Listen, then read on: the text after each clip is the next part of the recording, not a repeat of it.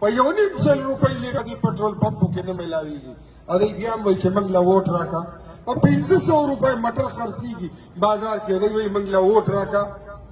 په 1400 روپۍ د وړو توړه شوه هغوی وایي موږ له ووټ راکړه په 450 روپۍ غوړي کیلو شول هغوی وایي موږ له ووټ راکړه هر یو کور کې هر سړی بېروزګاره شو دی وایي موږ له ووټ راکړه بجلی په 3.5 روپۍ یونټ کو دی وایي موږ له ووټ راکړه گیس نه ملاویږي دی وایي موږ له ووټ راکړه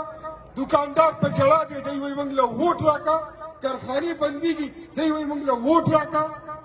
کرپشن دومره ویل به چې موږ به دا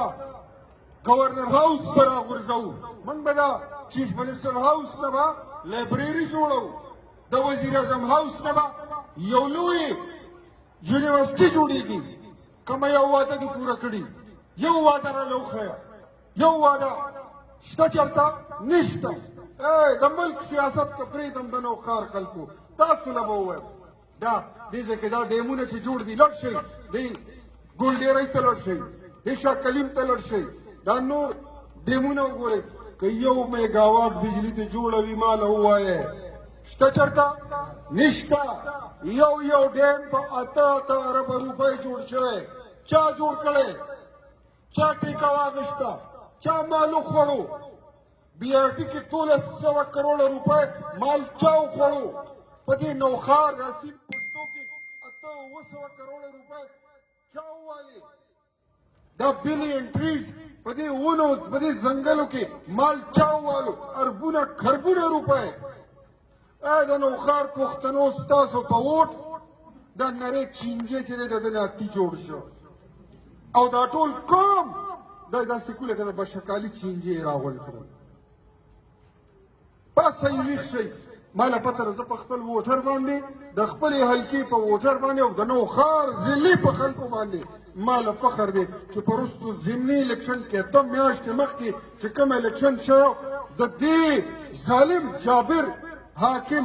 80 کروڑه روپۍ د زموږ په الیکشنو لګولې الحمدلله ثم الحمدلله د الله په لوی فضل سره بدترین شکست مو وله ورکړی نن پورې لا په کونټۍ باندې ګرځي او که دې ځلې رب ته منظوره وي نو په دې ولې چیلنج ورکوم چې انشاءالله العزیز که خیرې دا الیکشن د تحصیل نظامت ستا کور ته به رانه انشاءالله زیری نه ځي که خیرې دا موږ تا ته د خفګان خبر به درکره درلیږو دا الیکشن به دنم ګټو که خیرې عزیزانو ځان هم خلاص کوي قوم هم خلاص کوي دا معاشره هم خلاصه کوي د غلطو خلکو نه د خرابو خلکو نه هغه خلک چې نوښار یې ګاڼه کړی د نوښار حقوق یې ګاڼه کړي دي نن موږ دا په دې هسپتال کې داسې وګورئ د دې ځای کې ستاسو څوک شته نشته زموږ پکې څوک شته نشته په زرګونو خلک په دې کې نوکران دي د کوم ځای دي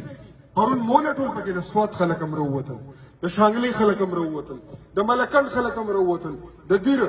د یو ځای د کوواک د بل ځای دی خرڅې کړي دي نوکرۍ په پیسو باندې په 3 لکه روپۍ کلاس 4 نوکرۍ هی لعنت مارو ولاړ دي وایي نوی پاکستان